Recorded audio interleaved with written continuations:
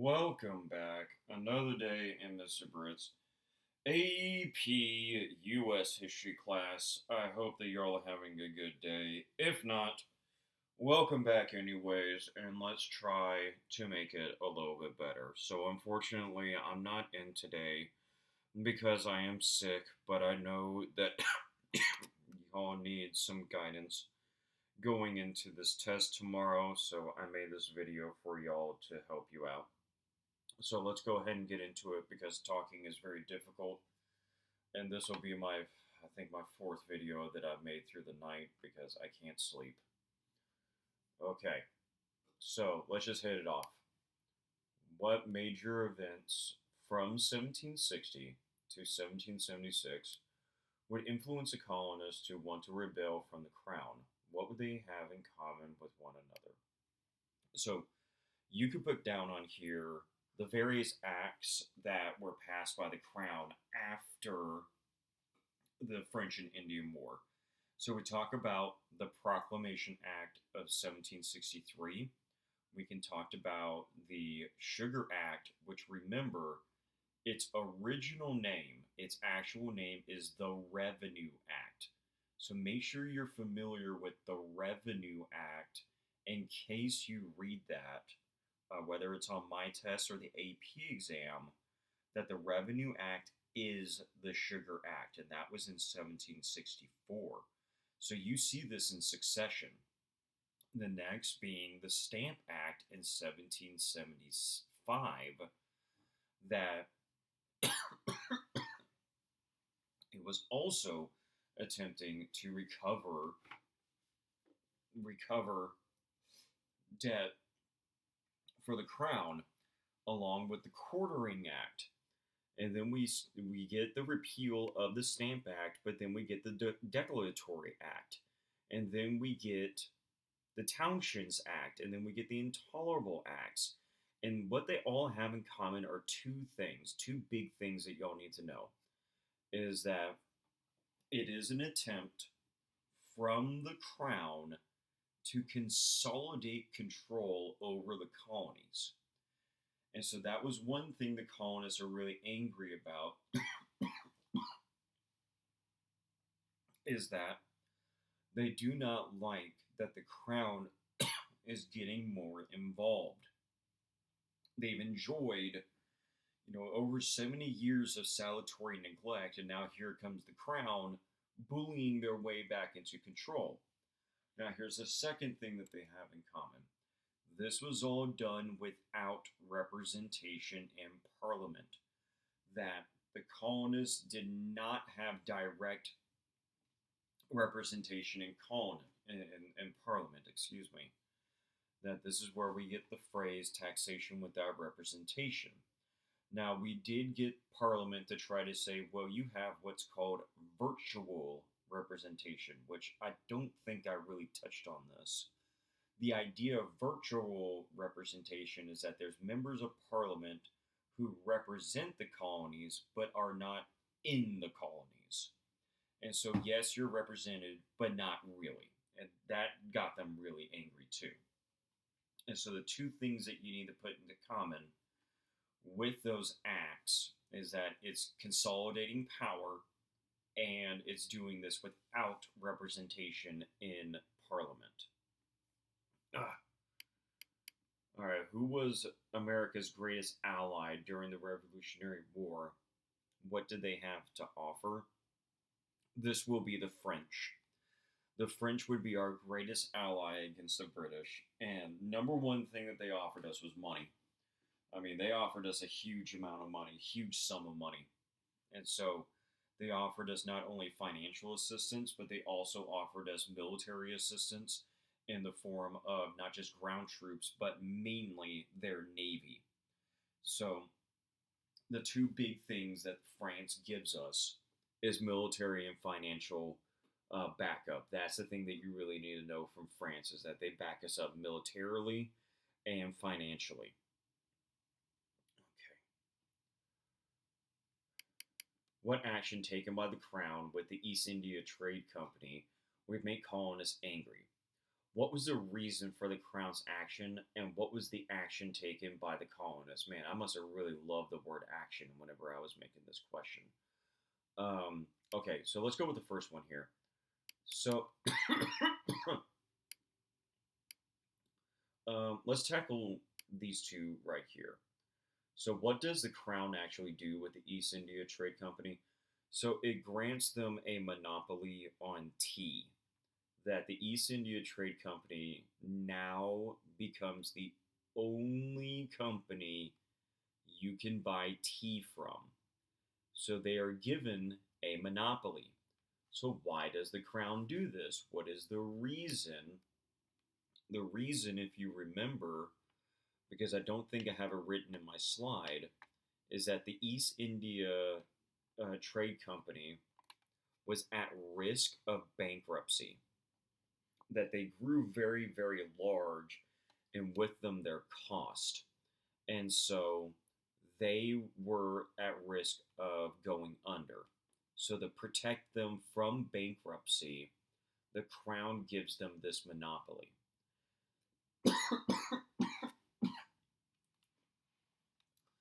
So how did the colonists? Oh, so like, why would this make them angry?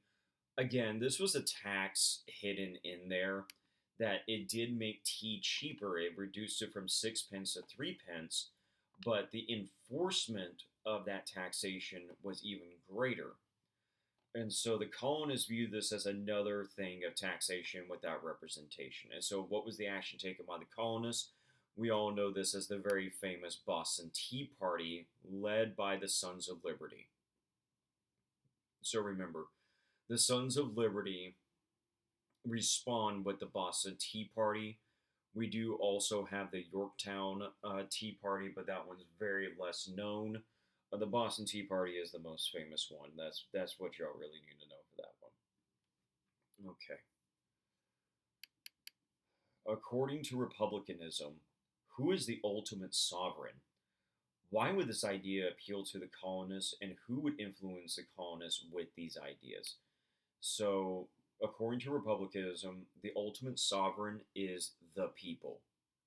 And this is, I'll answer with the third question too, who influenced the colonists. This would come from John Locke. John Locke, introduces the idea of the consent of the governed.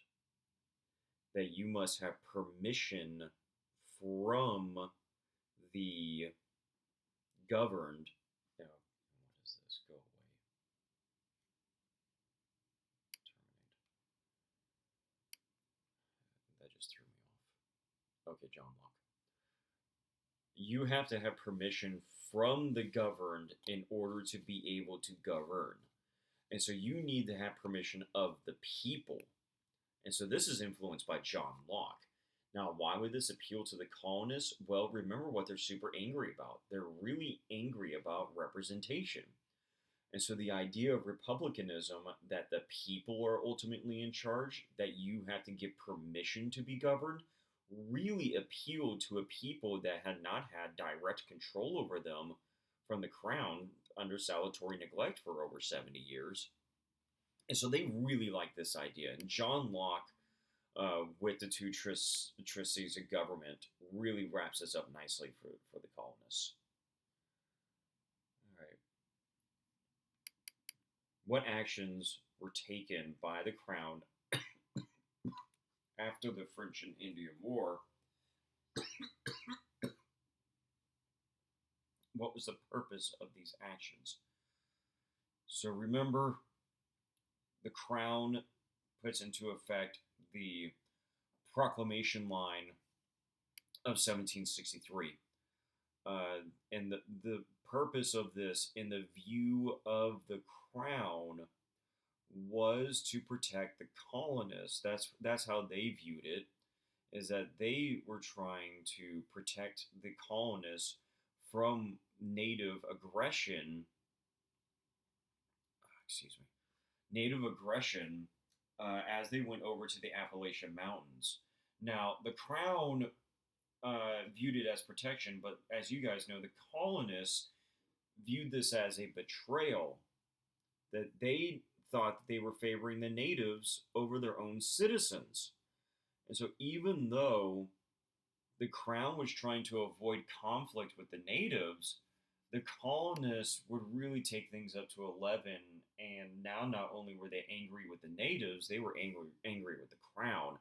And so, we talked about the Paxton Boy Massacre. We talked about other anti native actions taken by the colonists. And this was a reaction to the proclamation of 1763. Excuse me. All right, what events would lead to the phrase "no taxation without representation," and how did this influence the colonists? Okay, so this one's pretty obvious. It's a series of acts that are given out by Congress due to excuse me. It's due to all the acts that were passed through by Parliament without representation of the colonists, direct representation. And so it motivates them to want to protest, boycott, and move away from Britain altogether. And so you have to know the core of it is that they lacked representation in Parliament. That is what they're really angry about.